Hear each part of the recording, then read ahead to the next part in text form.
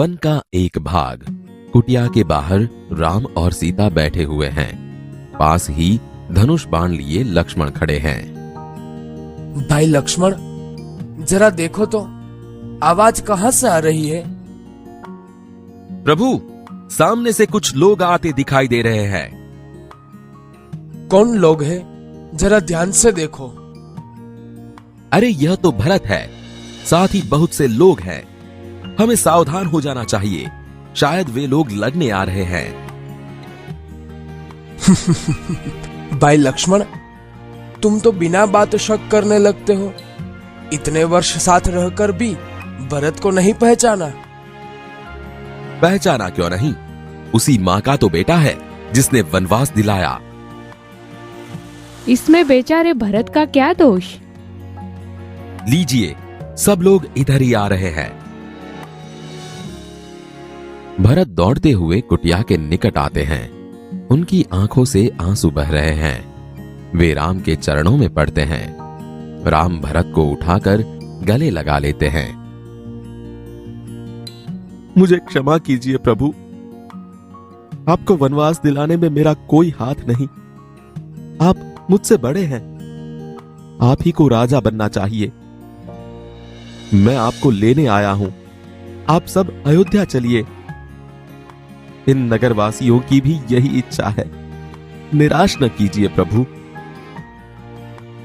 भाई भरत, मैं तुम्हारा प्रेम देखकर प्रसन्न हूं, किंतु मैं माता पिता की आज्ञा का पालन करने वन में आया हूं।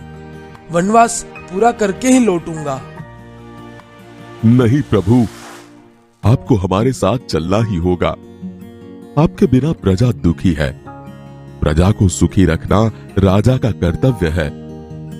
नगरजनों, इस समय माता पिता की आज्ञा का पालन करना मेरा सबसे बड़ा कर्तव्य है। भरत मेरा भाई है। जब तक मैं वनवास पूरा करके न लौटूं, तब तक भाई भरत आप सबके सुख दुख का ध्यान रखेगा। आप उसे राजा माने, यह मेरा आदेश है। अच्छा प्रभु, जैसी आपकी आज्ञा, पर मेरी एक विनती है, उसे स्वीकार करें। बोलो, क्या चाहते हो? मुझे आप अपने पांव की खड़ाऊ दे दे। खड़ाऊ? खड़ाऊ का क्या करोगे? इन्हें सिंहासन पर रखकर आपके लौटने तक सेवक की तरह राजकाज करूंगा। भरत का प्रेम देखकर राम, सीता और लक्ष्मण गदगद हो जाते हैं। रामचंद्र आगे बढ़कर भरत को गले लगाते हैं। खड़ाऊ लेकर भरत तथा नगरजन राम और भरत की जय बोलते हुए विदा होते हैं। इकाई 8 भरत मिलाप।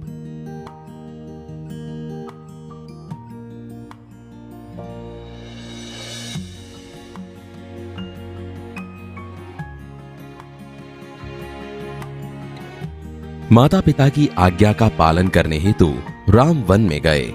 उनके साथ सीता भी गई। भरत को इस बात का पता चलने पर वे अयोध्या के सिंहासन पर नहीं बैठे, अपितु सिंहासन पर राम की खड़ाऊ रखकर उन्होंने सेवक की भांति राजकाज किया। इसलिए कहा है, भाई हो तो भरत जैसा। वन का एक भाग। कुटिया के बाहर राम और सीता बैठे हुए हैं। पास ही धनुष बाण लिए लक्ष्मण खड़े हैं। दृश्य 1। राम ने कहा, भाई लक्ष्मण, जरा देखो तो आवाज कहां से आ रही है? लक्ष्मण ने कहा, प्रभु, सामने से कुछ लोग आते दिखाई दे रहे हैं। राम ने कहा, कौन लोग हैं? जरा ध्यान से देखो। लक्ष्मण ने ध्यान से देखकर कहा, अरे यह तो भरत है, साथ ही बहुत से लोग हैं। हमें सावधान हो जाना चाहिए, शायद वे लोग लड़ने आ रहे हैं। राम ने हंसते हुए कहा, भाई लक्ष्मण, तुम तो बिना बात शक करने लगते हो। इतने वर्ष साथ रहकर भी भरत को नहीं पहचाना? लक्ष्मण ने उत्तेजित होकर कहा, पहचाना क्यों नहीं? उसी मां का तो बेटा है जिसने वनवास दिलाया। सीता ने कहा, इसमें बेचारे भरत का क्या दोष? लक्ष्मण ने कहा, लीजिए, सब लोग इधर ही आ रहे हैं। दृश्य 2। भरत दौड़ते हुए कुटिया के निकट आते हैं। उनकी आंखों से आंसू बह रहे हैं। वे राम के चरणों में पड़ते हैं। राम भरत को उठाकर गले लगा लेते हैं। भरत ने रोते हुए कहा, मुझे क्षमा कीजिए प्रभु, आपको वनवास दिलाने में मेरा कोई हाथ नहीं। आप मुझसे बड़े हैं, आप ही को राजा बनना चाहिए। मैं आपको लेने आया हूं। आप सब अयोध्या चलिए। इन नगरवासियों की भी यही इच्छा है। निराश न कीजिए प्रभु। राम ने कहा, भाई भरत, मैं तुम्हारा प्रेम देखकर प्रसन्न हूं, किंतु मैं माता पिता की आज्ञा का पालन करने वन में आया हूं। वनवास पूरा करके ही लौटूंगा।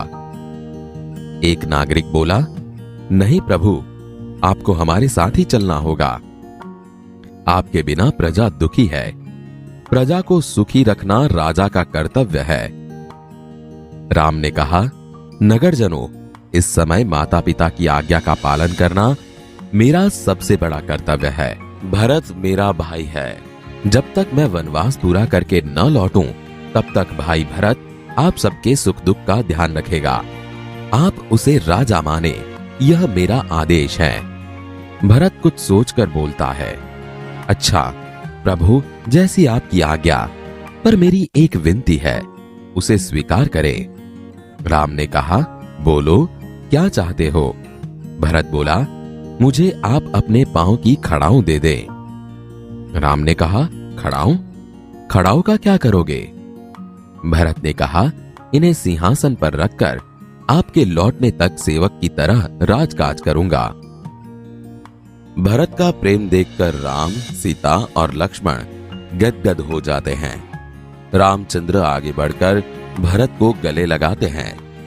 खड़ाऊं लेकर भरत तथा नगरजन राम और भरत की जय बोलते हुए विदा होते हैं।